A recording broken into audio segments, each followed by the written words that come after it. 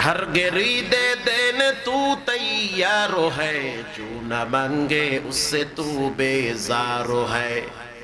মানুষের কাছে বারবার চাইলে মানুষ বেজার হয়, আল্লাহর কাছে না চাইলে আল্লাহ বেজার হয়।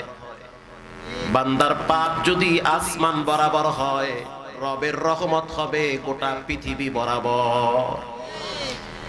ইন দি মিন টাইমে জিবরাইল আইসা জানায় দিছে, নবী আপনি জানায় দেন, কারণ আপনি হইলেন রহমত, আপনি উম্মতের কান্ডারি।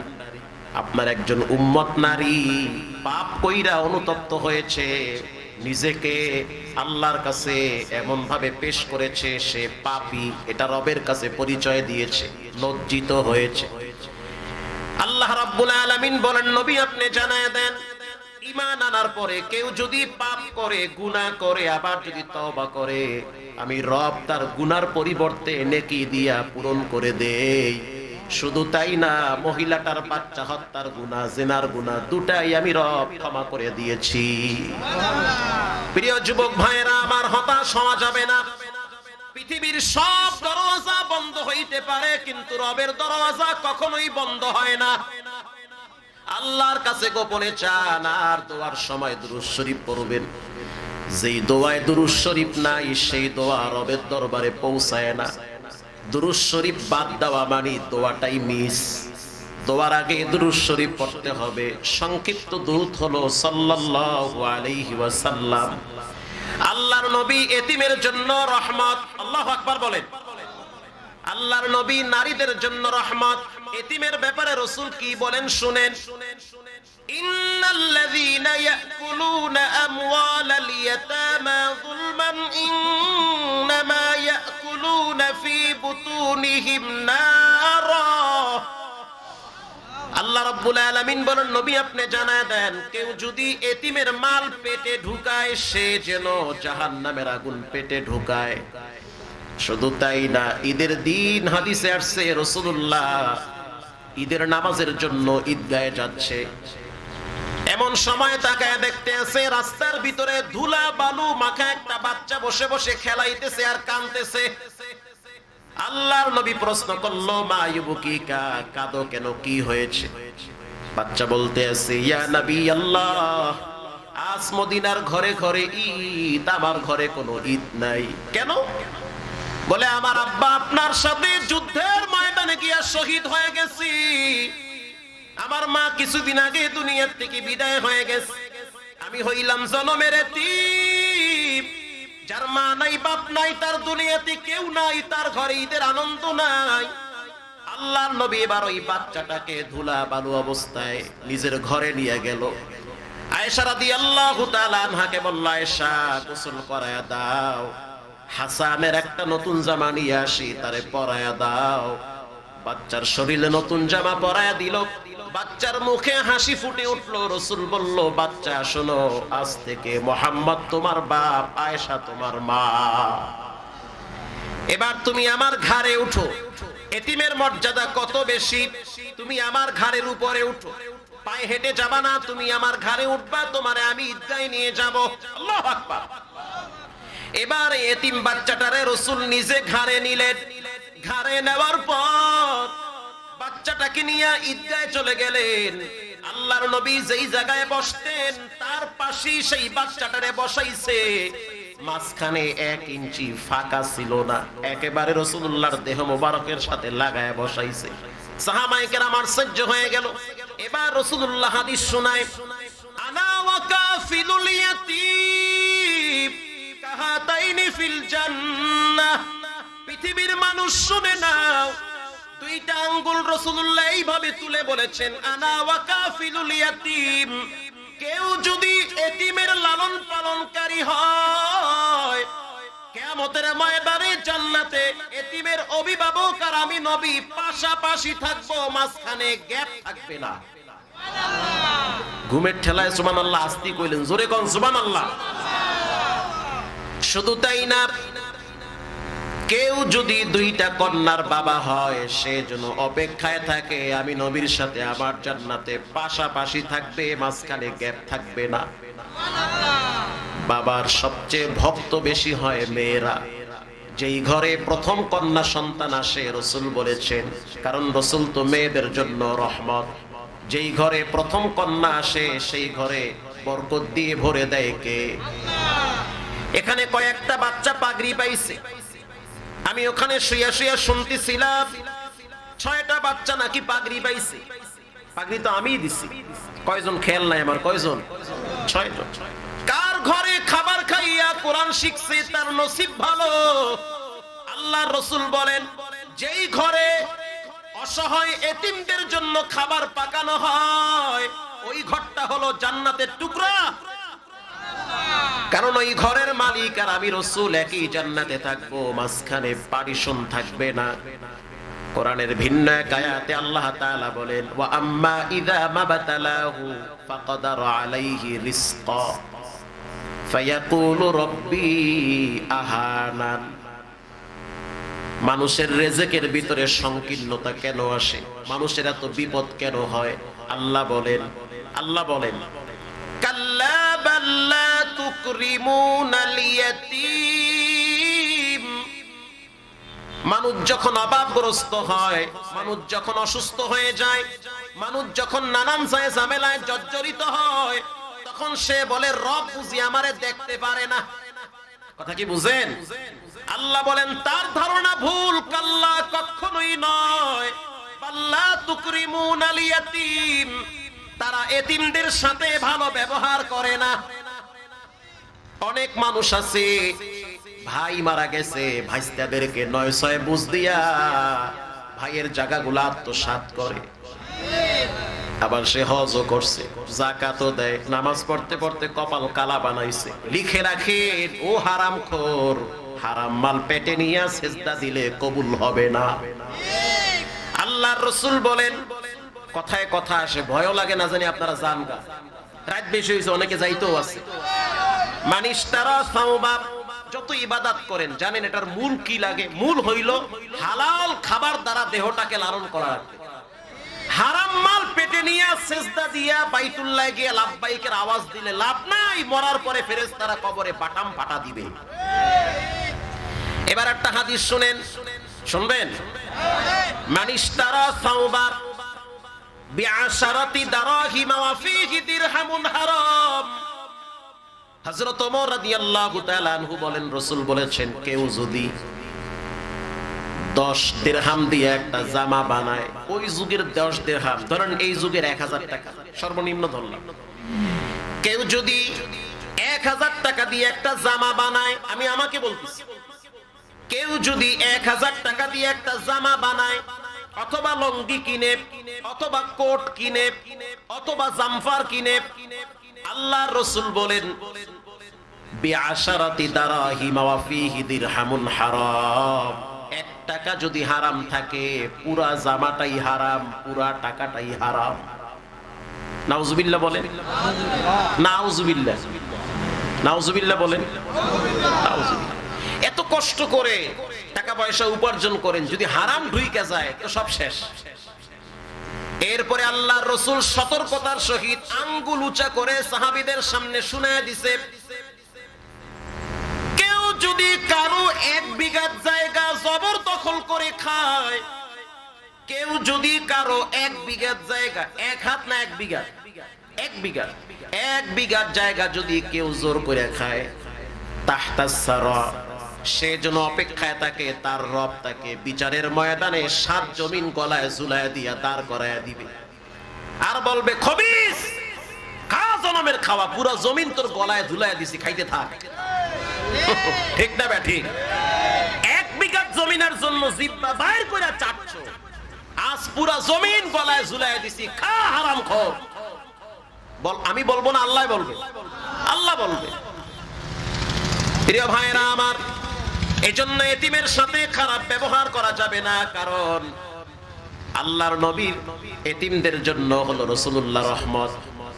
শুধু তাই না, পাপীদের জন্য রাসূলুল্লাহ রহমত। আমি হাদিস থেকে আপনাদেরকে একটা ঘটনা শোনাই। আল্লাহর নবী মক্কার হেরেমের পাশে একদিন বসে আছে তন্দ্রাচ্ছন্ন অবস্থায়।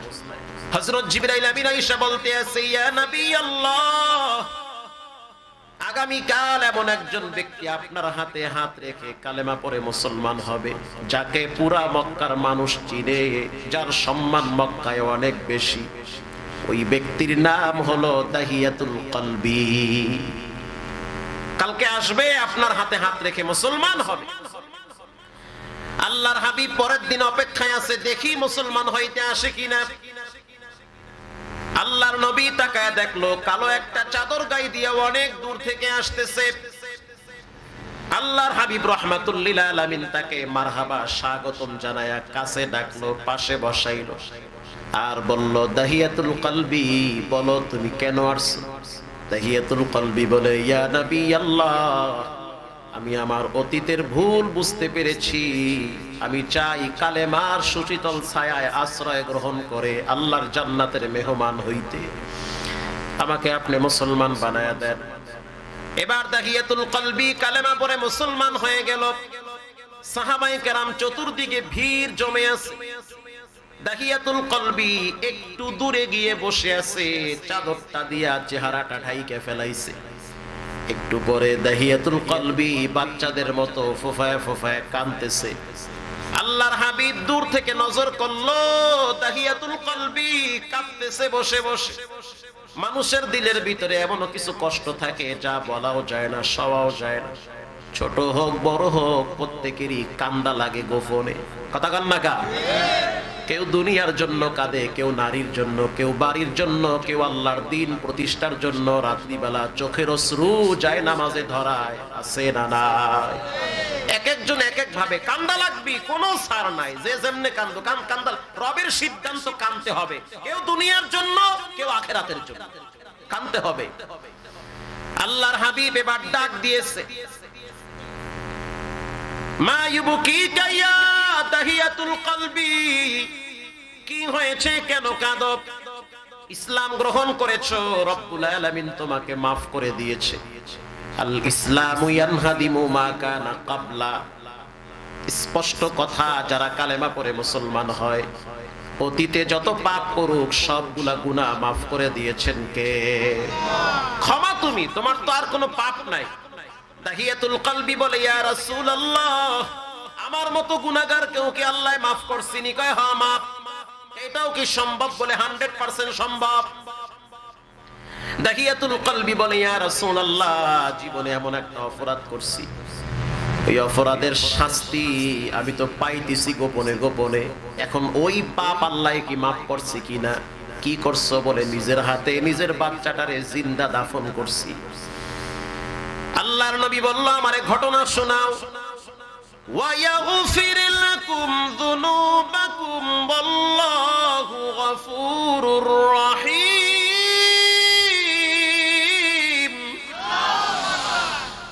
যে ব্যক্তি আল্লাহকে ভালোবাসে, রাসূলকে ভালোবাসে, তার অতীতের যত বড় পাপ থাকুক সবগুলা পাপ maaf করে দেয় কে? আল্লাহ। যুবক ভাইরা, পায়ে হাত দিয়া বলি, বর্তমান যুবকদের মৃত্যুর হার সবচেয়ে বেশি। গাড়ি অ্যাক্সিডেন্টে যুবক মরে বেশি, স্ট্রোক করে যুবক মরে বেশি। হসপিটাল গুলায় গিয়া দেখেন যুবকদের অভাব নাই। প্রায় যুবকরা আস্তে আস্তে ধুকে ধুকে কবরের যাত্রী হয়ে যাচ্ছে। আল্লাহরে ডরান, গোপনে রবের কাছে তওবা করেন। দুনিয়া ফাঁকি, দিবেন খাওয়াবেন সবাই খুশি, দিবেন না খাওয়াবেন না, ঘরের মানুষগুলাই চেহারা কালা বানায়া ফিরে যাবে। এটাই বাস্তবতা। দাহিয়াতুল কলবি বলতে আসি, ইয়া রাসূলুল্লাহ, আমি আমার স্ত্রীকে গর্ভবতী অবস্থায় রাইখা যখন আমি শামে রওনা হয়েছি, ইয়ামেন, শাম, দামেস্ক, ইরাক, আফগান, এ সমস্ত জায়গায় সাহাবীরা ব্যবসা করত। যাইতে অনেক সময় লাগতো, আসতে অনেক সময় লাগতো। আমি যখন দেখলাম আমার স্ত্রী গর্ভবতী, তখন আমি বলেছি, যদি ছেলে হয় রাখবা, যদি মেয়ে হয় তাহলে রাখবা না, ওরে জিন্দা দাফন দিবা। আরবের একটা কুপ্রথা ছিল, কারো যদি মেয়ে হইতো তার চেহারা কালা হয়ে যাইতো, আর ছেলে হইলে তারে যোদ্ধা বানাইতো বর্ডার পাহারা দেওয়ার জন্য। পিছনের অতীত ইতিহাস এমন ছিল, বছরকে বছর যুদ্ধ লেগে থাকতো, ছেলেদেরকে পালোয়ান বানাইতো আর মেয়েদেরকে জীবন্ত হত্যা করত। আল্লাহর নবী দুনিয়াতে আসার পরে বলেন, যেই ঘরে প্রথম কন্যা সন্তান আসে সেই ঘরে রব রহমতের বরকতের দরজা খুলে দেয়। আমার তো প্রথম মেয়ে আলহামদুলিল্লাহ, আমার বাবার প্রথম মেয়ে আলহামদুলিল্লাহ, বরকত এমন আল্লাহ বাড়াইছে কোন দিক দিয়ে নেমু দিশা পাইতেছি না। আল্লাহু আকবার। মেয়ে হইলে মন খারাপ করতে নাই, কারণ বাবার দুর্দিনে মেয়েরাই বাবার পাশে থাকে। মেয়েদেরকে বেশি আদর করবেন, ওদের হাতে টাকা দিবেন, ঘরে গেলে খাবারের টোপলাটা মেয়ের হাতে আগে দিবেন। আল্লাহর নবী বলতে আছে তাহিয়াতুল কলবি, বলো সেই ইতিহাস শুনতে চাই। আমি আমার স্ত্রীকে শাসায় গেছি, কন্যা যদি হয় দাফন করবা, ছেলে যদি হয় রেখে যাবা, আমি গেলাম। দীর্ঘ পথ সফর করে ব্যবসায়িক কাজকাম সেরে কয়েক বছর পর যখন আমি বাড়িতে আসছি, আসার পরে যেটা আমি শুনলাম, আমার বিবি একটা কন্যা সন্তান জন্ম দিয়েছে। মেয়েটা এত সুন্দর, চেহারা এত সুন্দর, শখ কইরা নাম রাখছে জামিলা। জামিলুন অর্থ সুন্দরী, বলেন সুবহানাল্লাহ। এবার ওই মেয়েটাকে মা আদব কায়দা শিক্ষা দিছে। বাবার দিল শক্ত হতে পারে, কিন্তু মায়ের দিল কখনোই শক্ত হয় না, কারণ মায়ের দিলটারে নরম করে বানায় কে? আপনি যত অপরাধ করেন, বাবায় রাগ করে আর একদিকে ফিরে থাকতে পারে, ঘুমায় যাবে রাগ করে, কিন্তু মা একটু পর পর জানলা খুইলা তাকায় দেখে আমার সন্তান কই। কারণ মায়ের সাথে সন্তানের রক্তের টান আছে। মা তো পেটে রাখছে, মা বোঝা সহ্য করছে, নিজের হাতে পায়খানা প্রস্রাবের খাতা মেথরুনির মতো সাফ করছে। আল্লাহু আকবার। দাহিয়াতুল কলবি বলেন, আমি আসার পর দেখলাম আমার স্ত্রীর পিছনে একটা বাচ্চা দাঁড়ায় আছে। প্রথমে আমার বিবি আমার সামনে গিয়ে বলে, স্বামী আমার, আল্লাহ আমাদেরকে একটা কন্যা সন্তান দিয়েছে, দেখতে অনেক সুন্দর, রাগ করবা না, মন খারাপ করবা না, অনেকগুলা বাচ্চা হত্যা করেছো, এই মেয়েটারে হত্যা করা যাবে না। দাহিয়াতুল কলবি বলতে আছে, বাচ্চাটারে আমার সামনে নিয়ে আসো। ওগো আল্লাহর হাবিব, বাচ্চাটা যখন আমার সামনে আসছে, মনে হয় যেন পূর্ণিমার চাঁদ উদিত হয়েছে। এত সুন্দর বাচ্চাটা, কচি হাত, আমার গালের উপরে আস্তে করে লাড়া দিয়ে বলে, বাবা তুমি কেমন আছো? তুমি হয়তো কিছু খাও নাই, আম্মু তাড়াতাড়ি খাবার নিয়ে আসো। এই শিক্ষাটা মা তার বাচ্চারে দিয়েছে, তোমার বাবার দিলটা যেন তোমার ব্যবহারে নরম হয়। এজন্য বাচ্চা এসে আমার সাথে সখ্যতা করে। এরপরে আমার মেয়েটা আমার শরীরের পাশে বসে বসে, গরমের দিন, আরবের গরম, তীব্র গরম, নিজের হাতে পাখা দিয়া বাতাস করে দেহ ঠান্ডা বানাইছে। কিন্তু আমার ভিতরে শয়তান চাপছে। আমার সিদ্ধান্ত, আমি এই বাচ্চাটারেও হত্যা করব। আমি আমার স্ত্রীর সামনে নাটকের হাসি দিয়া বললাম, বাচ্চাটারে সাজায় দাও, এত সুন্দর বাচ্চা, বন্ধু বান্ধব দেখাইয়া আনি। আমার স্ত্রী সরল মনে বাচ্চাটারে সাজায় দিছে। এরপরে আমার বাচ্চাও খুশি, বাবার সাথে তিনি সফরে যাবে। আমি গোপনে একটা বস্তার ভিতরে কোদাল ঢুকাইছি, বাচ্চা দেখে নাই, খুন্তিও ভরছি। এরপরে আমি ব্যাগ গুছাইয়া আমার সন্তানটারে নিয়ে আমি রওনা হইলাম অজানা এক গন্তব্যের দিকে। আরবের মানুষগুলা কত শক্ত ছিল। এরপরে আমি মেইন রাস্তা ওভারটেক করে চলে গেলাম আমি লোকালয়ের রাস্তার দিকে। আমার মেয়েটা হাঁটে আর বলে, বাবা কোথায় নিয়ে যাও? মরুভূমি, জঙ্গল, পাহাড় দেখা যায়, এত সুন্দর রাস্তা রেখে আমাদেরকে কোথায় নিয়ে যাচ্ছ? আমি একটা কথা বলি না, চুপচাপ ছিলাম। কিছু দূর যাওয়ার পর দেখলাম পাহাড় আর পাথর। এরপরে গিয়ে দেখলাম মরুভূমি, সমতল। আমি আর দেরি করি নাই, আমার মেয়েটারে দাঁড় করাইয়া ব্যাগ থেকে কোদাল বের করে নিজের হাতে গর্ত খনন শুরু করেছি। যখন আমি গর্ত খনন করতেছিলাম, আমার কষ্ট হইতেছে, গর্ত খনন করতে আমার ঘাম বের হচ্ছে, ধুলাবালুগুলা আবার দাড়িতে লাগতেছে। আমি আমার মেয়েটাকে দেখছি কচি হাত দিয়ে আবার ধুলাবালুগুলা ঝাড়ু দিতেছে। শুধু তাই না, নিজের হাত দিয়ে আমার ঘাম পরিষ্কার করে আর বলে, বাবা তোমার বুঝি কষ্ট হয়, কেন এই গর্ত খনন করো? ওগো আল্লাহর নবী, আর পরও আমার দিল নরম হয় নাই। আমি ওই গর্ত খনন করার পর আমি আমার মেয়েটাকে বললাম, দেখো গর্ত কেমন দেখা যায়। যখন আমার মেয়েটা গর্তের দিকে তাকাইছে, আমি মেয়েটার দেহের উপরে এমন জোরে ধাক্কা মারছি, ধাক্কা মারার সাথে সাথে মেয়েটা উপরে নিচে পড়ে গিয়েছে। তখন আমার মেয়েটা বুঝতে পারছে জাহিলি যুগের মানুষ আমার আব্বা, আমার মা যেটা বলছে যে তোমার বাবা কিন্তু সত্য দিলের মানুষ, কন্যা হইলে তোমার বাবা রাখবে না, তোমার ব্যবহার সুন্দর করে বাবার দিল জয় করো। এবার মেয়েটা বলতে আছে, এই সমাজে কন্যা হয়ে জন্মগ্রহণ করাটাই বুঝি আমার জীবনে বড় অপরাধ, তোমার পায়ে ধরছি, একটা বারের জন্য গর্ত থেকে আমাকে বাঁচাও। কিভাবে পারবা একটা জীবন্ত মানুষরে পুইতা ফালাইতে? জীবনে কোনোদিন তোমারে আমি আব্বু বলে ডাকবো না, ক্ষমা চাই। জীবনে কোনোদিন তোমারে আমি বাপ বলে পরিচয় দিব না, মাপ চাই। এরপরেও তুমি আমারে বাঁচাও। ওগো আল্লাহর নবী, আমার দিল নরম হয় নাই, আমি আমার বাচ্চাটার বুকের উপরে বড় একটা পাথর মেরেছি। পাথর মারার সাথে সাথে রক্তগুলো ফুলকি দিয়ে আমার চেহারার উপরে লাগছে। এরপরে বাচ্চাটার জীবনের শেষ চিৎকার ছিল, বাবা কি করলা, কোন চেহারা নিয়ে তুমি রবের দরবারে দাঁড়াইবা? আমি নিজের হাতে পাথর দিয়া চাপা দিয়া বাড়িতে চলে আসছি। ওগো আল্লাহর হাবিব, এই পাপ কি আল্লাহ আমারে মাফ করবে নাকি? রাসূলুল্লাহ ওই দিন যেই কান্না কানছে, অন্যদিন এত কাঁদে নাই। হুজুরের চোখের অশ্রু বায়া বায়া, দাড়ি ভিজে, জামা ভিজতেছে। আল্লাহর হাবিব বলতে আছে, দাহিয়াতুল কলবি, আল্লাহ রাব্বুল আলামিন জিবরাইলের মাধ্যমে জানায়া দিছে, রবের দয়া সবচেয়ে বড় দয়া।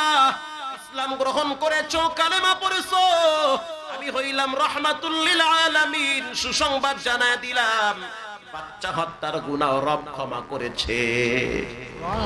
আর জোরে সুবহানাল্লাহ। ওয়া ইয়াগফির লাকুম যুনুবাকুম আল্লাহু গফুরুর রহিম। আল্লাহরে ভালোবাসতে যদি চান, রাসূলের ইত্তেবা করেন, রাসূলের অনুসরণ করেন, নবীজির সুন্নাহগুলো মেনে চলেন। আল্লাহর নবী সবচেয়ে মা বাবারে বেশি ভালোবাসতো, মা বাবারে ভালোবাসেন, মায়ের মুখে খাবার তুলে দেন, পারলে মানুষের সাথে উপকার করেন, না পারলে ক্ষতি করবেন না। জীবনে কোনোদিন কারো ক্ষতি করার চেষ্টা করবেন না। মনে রাখবেন, আপনি যার ক্ষতি করবেন সেও তো রবের বান্দা, তার চিৎকারও কিন্তু রব গোপনে শোনে। জীবনে কখনোই মা বাবার সাথে খারাপ ব্যবহার করবেন না। জীবনে কোনোদিন আব্বা আম্মার সাথে অসদাচরণ করবেন না। 5 ওয়াক্ত নামাজ প্রতিদিন পড়বেন ইনশাআল্লাহ। কোনোদিন নামাজ ছাড়বেন না। অল্প দিনের দুনিয়া, যে কোনো টাইমে মসজিদের পালকি বাড়ির সামনে আসবে, নামাজ ছাড়বেন না, হারাম খাবেন না, মা বাবার সাথে বেয়াদবি করবেন না। এখানে এমনও মানুষ বসা আছে, নিজের হাতে নিজের মায়ের কবরে রাখছে, আছে না নাই? নিজের হাত দিয়া নিজের আব্বারে কবরে দাফন দিয়েছে। মা বাবা থাকলে খাওয়ানো লাগতো, চিকিৎসা করার লাগতো। এখন মা বাবা নাই, চাইলেও তো খাওয়াইতে পারেন না, চিকিৎসা করতে পারেন না। দোয়া হয়ে যাবে 5-7 মিনিটের ভিতরে, একজন লোক উঠবেন না। ফ্রিজ ভরা মাছ গোস্ত আছে, আপনার স্ত্রীর সন্তান খায়, তারপরেও তো অনেকেই শুকরিয়া আদায় করে না, ঠিক না বেঠিক? শুকরিয়া আদায় করে না। যত দেন ততই লাগে, তারপরেও তো তাদের চেহারা কালা হয়। আল্লাহর রাসূল বলেন, আস-সাদাকা তারুদ্দুল বালা। এর ব্যাখ্যা শুধু দুনিয়া না, কবরও। বালা মুসিবত দূর করার মেডিসিন হলো আল্লাহর রাস্তায় কিছু সাদাকা করা। 5টা মিনিট টাইম নিলাম, একেবারেই ঘড়ি ধরা। আব্বা আম্মার জন্য এমন কোন সন্তান আছেন হুজুর, আব্বা আম্মার জন্য 1000 টাকা মাদ্রাসা লিল্লাহ বোর্ডিং এ ফালায়া দিলাম, অথবা মাদ্রাসার জানলা দিয়া বাতাস আসে, বাচ্চাদের কষ্ট হয়, নাই কোনো মায়ের সন্তান, 1000 দিবে। একটা লোক হাত তুলে আমাকে দেখাবেন, এখানে আছেন কেউ দেওয়ার মতো? আপনি দিবেন? মাশাআল্লাহ। এ ভাই 1000 টাকা দিবে, আল্লাহ খায়ের বরকত দান। আর আছেন কেউ দেওয়ার মতো এখানে? পারবেন দিতে?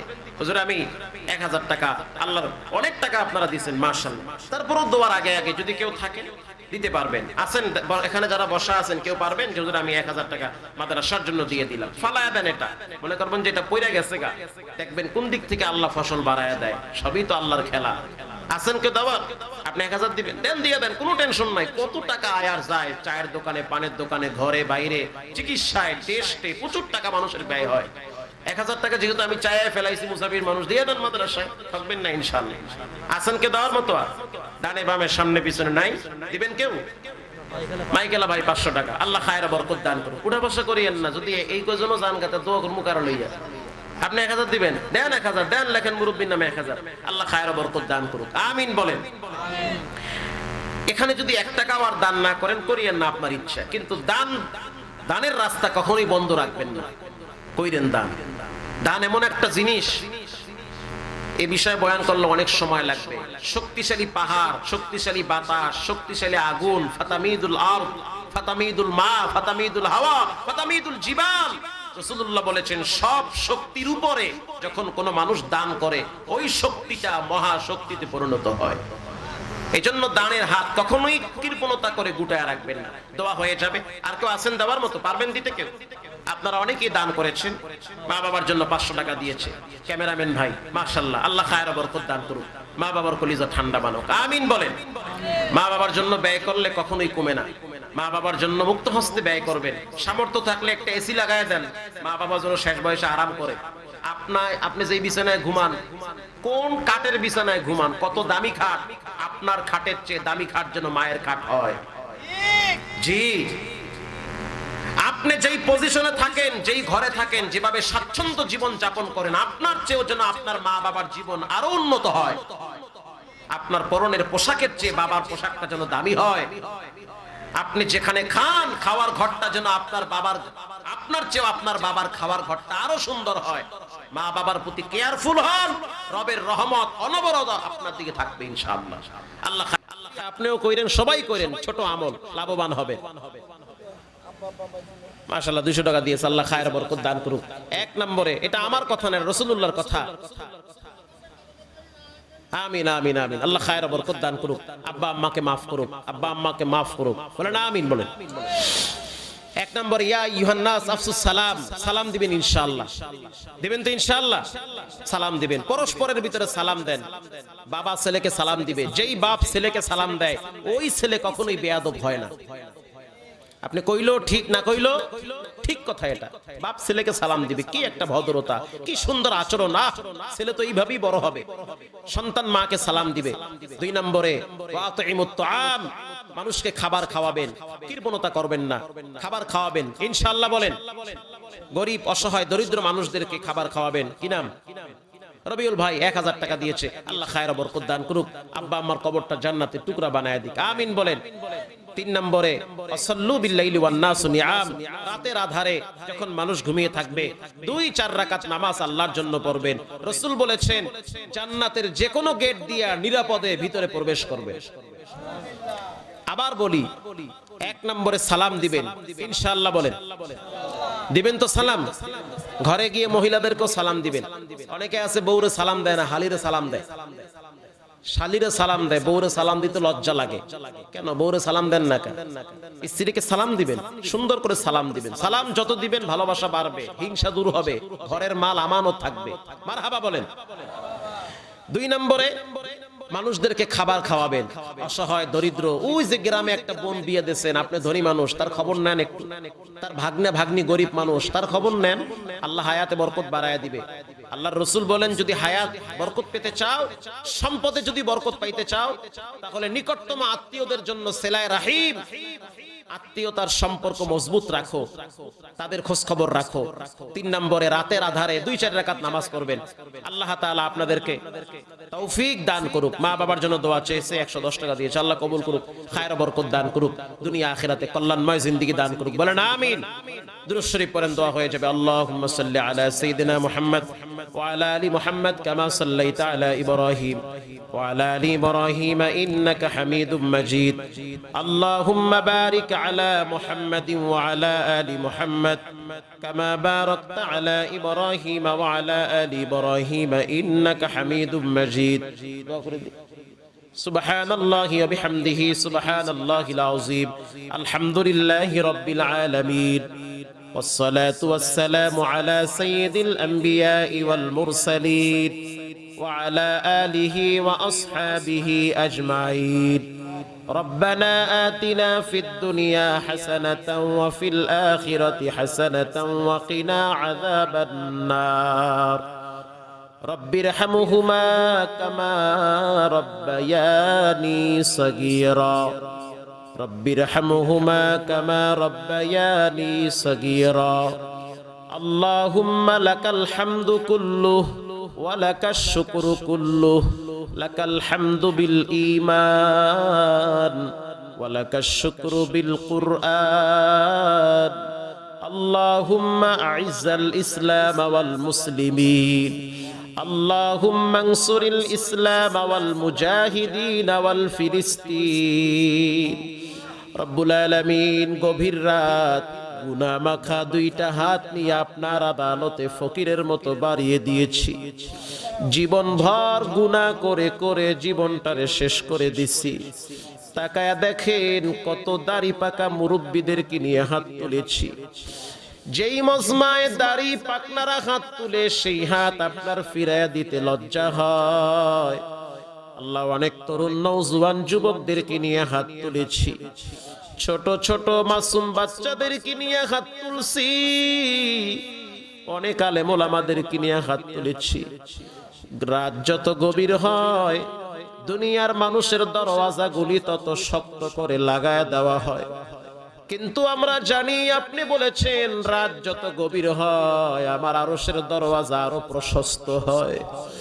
রব্বুল আলামিন জানি না কার না জানি মৃত্যুর সময় ঘনিয়ে আসছে, জানি না কার না জানি দোকানে কাপনের কাপন হাজির, জানি না কার না জানি মসজিদের পালকি রেডি হয়ে গেছে। রব্বুল আলামিন চোখ বন্ধ করলে মনে হয় আমার মতো পাপী সমাজে কেউ নাই, চোখ বন্ধ করলে মনে হয় আমার মতো অপরাধী এখানে আর দ্বিতীয় কেউ নাই। জীবন ভর গুনাহ করছি, আয় আল্লাহ এরকম দুইটা হাত তুলে জীবনে কারো কাছে কিছু চাই নাই, আপনার দরবারে মিসকিনের মতো কাঙ্গালের মতো হাত বাড়াইছি। গুনাহগার বলে তাড়ায়া দিয়েন না রে আল্লাহ, গুনাহগার বলে দূরে সরায়া দিয়েন না। আপনি তো ইব্রাহিম নবীর আল্লাহ, মুসা নবীর আল্লাহ, মুহাম্মাদুর রাসূলুল্লাহর আল্লাহ। রব্বুল আলামিন দুনিয়ার সমস্ত নবীরা আপনার কাছে হাত তুলছে, সমস্ত সাহাবীরা আপনার দরবারে ফকিরের মতো কেঁদেছে। দুনিয়ার গুনার ময়লা লাগার কারণে আমাদের দিলগুলো শক্ত হয়ে গেছে রে আল্লাহ। কান্নাওয়ালা চক্ষু দান করে, জিকিরওয়ালা কোরআন পড়নেওয়ালা জিহ্বা দান করেন আল্লাহ। রব্বুল আলামিন জানি না কে না জানি গোপনে গোপনে কি পরিমাণ অপরাধ করেছে, আয় আল্লাহ গোপন পাপগুলাও মাফ করে দেন। রব্বুল আলামিন গোপন অপরাধগুলাও ক্ষমা করে দেন। এই দোয়া শেষ হওয়ার পর একদল মানুষ ঘরে গিয়ে দেখবে মা ঘুমায় নাই, বাবা ঘুমায় নাই, আরো একদল এখানে আছে, ঘরে গিয়া দেখবে মায়ের বিছানা খালি পড়ে আছে, বাবার বিছানাটা খালি। যেই বিছানায় মা বসে বসে জিকির করত, কোরআন পড়ত, সেই বিছানাটা খালি পড়ে আছে। বাবার সেই ব্যবহৃত লাঠি, চশমা, ঘড়ি, বালিশ, খাতা, কম্বল পড়ে আছে। রাজবাড়ী ওদিন বয়ানে গেলাম, এক যুবককে দেখলাম বড় একটা জুব্বা গায়ে দিয়া সামনে আইসা কাঁদে আর বলে হুজুর এই জুব্বাটা আব্বার জন্য সৌদি থেকে আনছি। বাবায় কয়েকদিন গায়ে দেওয়ার পর হঠাৎ স্ট্রোক করে কবরে গেছে। বাবার জুব্বাটা দেখলেই তো বাবার কথা মনে পড়ে যায়, এজন্য এই বাবার জুব্বাটা গায়ে দিয়ে আজকে ওয়াজের মাহফিলে আসছি। রব্বুল আলামিন যার আব্বা আম্মা নাই দয়া করে কবরটা জান্নাতের টুকরা বানায়া দেন। আয় আল্লাহ আমার সামনে অনেক বাবার বয়সী মানুষ বসা আছে যাদের আব্বা আম্মা কবরে ঘুমায়। এই মুহূর্তে মায়ের চেহারাটা চোখের সামনে ভাসতেছে। মা এমন এক দামি সম্পদ, মায়ের হক কোনোদিন আদায় করা সম্ভব না। লম্বা টাইম মা পেটে রাখছে সন্তান রে, পায়ে দিয়া লাত্তি মারছি, হাত দিয়া ঘুষা মারছি, মা হজম করেছে। দুনিয়াতে আসার পর মা নিজের হাতে পুসরা পায়খানার খেতা পরিষ্কার করছি। এত কষ্ট যেই মা করলো জানি না সেই মা কার না জানি কবরের বাসিন্দা হয়ে গেছে। আয় আল্লাহ, মা বাবার কবরটা জান্নাতের বাগান বানায় দেন। পর্দার ভিতরে অনেক মা বোনের আসছে, অনেকে অনেক কষ্ট নিয়ে আপনার দরবারে হাত তুলছে। রব্বুল আলামিন মা বোনদের মনের কষ্টগুলি দূর করে দেন। রব্বুল আলামিন অনেক মহিলারা আছে স্বামীর ঘরেও কষ্টে থাকে, বড় আশা নিয়া বাবার বাড়ি যায়, গিয়া দেখে বাবাও দুনিয়াতে বেঁচে নাই। মনের কষ্টে বাবার কবরের দিকে তাকাইয়া বলে, আল্লাহ, স্বামীর বাড়ি ছিলাম কষ্টে, বাবার বাড়ি আসছি, এখানেও দেখি বাবায় দুনিয়াতে নাই। রব্বুল আলামিন মা বোনদেরকে 5 ওয়াক্ত নামাজিওয়ালা বানায় দেন। আয় আল্লাহ, যাদের বিবাহ হয়েছে, স্বামী আছে, স্বামীর সাথে দাম্পত্য জীবন সুখময় করে দেন। আল্লাহ, আমাদের সন্তানগুলা দ্বীনের রাস্তায় কবুল করে নেন। আল্লাহ, আমাদের সন্তান আমাদের চোখের শীতলতা করে দেন। আল্লাহ, আমাদের মৃত্যুর পর আমাদের সন্তান যেন জানাজা পড়াইতে পারে, লাশ কবরে রাখতে পারে, লাশ কবরে রাইখা গোপনে গিয়া চোখের পানি ছেড়ে আপনার দরবারে দোয়া করতে পারে, এমন সন্তান তৈরি করে দেন মালিক। রব্বুল আলামিন এই মাদ্রাসার জন্য যারা শ্রম দিয়েছে, মেধা বুদ্ধি খাটিয়েছে, সবাইকে কবুল করে নেন। মাদ্রাসার প্রতিষ্ঠাতা সহ দায়িত্বশীল যারা আছে কমিটিতে, সবাইকে বারবার হজ করার তৌফিক দেন। আয় আল্লাহ, যাদের ঘরে বাচ্চারা খেয়ে হাফেজ হয়েছে তাদেরকেও কবুল করে নেন। রব্বুল আলামিন যাদের সহযোগিতায় কোরআন পরিচালিত হচ্ছে তাদেরকেও কবুল করে নেন। আল্লাহুম্মা হাসিবিনি হিসাবান ইয়াসীরা। রব্বুল আলামিন এই সাতক্ষীরার জমিন মাজলুম জমিন, জালেমদের টার্গেট ছিল সাতক্ষীরার উপরে বেশি। রব্বুল আলামিন সাতক্ষীরার অনেক মায়ের সন্তান শহীদ হয়েছে। আল্লাহ, অনেকের বাবা শহীদ হয়েছে, অনেকের আপনজনরা কবরের বাসিন্দা হয়ে গেছে। রব্বুল আলামিন অনেকের ঘরের মায়ের চোখের পানি এখনো শুকায় নাই। আল্লাহ, এই সাতক্ষীরার জমিনকে কোরআনের জন্য কবুল করে নেন। রব্বুল আলামিন পুরা সাতক্ষীরাকে দ্বীন ও ইসলামের মার্কাজ বানায় দেন। আয় আল্লাহ, এই জমিনে কোরআন প্রতিষ্ঠিত করে দেন। কোরআনের রাস আমাদের দ্বারা, আমাদের বুদ্ধি ব্রেন না, আপনার দয়ায় পরিচালিত করে। আল্লাহুম্মা গফিরলি ওয়ারহামনি ওয়াহদিনি ওয়াআফিনি ওয়ারযুকনি। সুবহানা রাব্বিকা রাব্বিল ইজ্জাতি আম্মা ইয়াসিফুন ওয়া সালামুন আলাল মুরসালিন والحمد لله رب العالمين واجعل آخر كلامنا بحق كلمة لا إله إلا الله محمد رسول الله. السلام عليكم.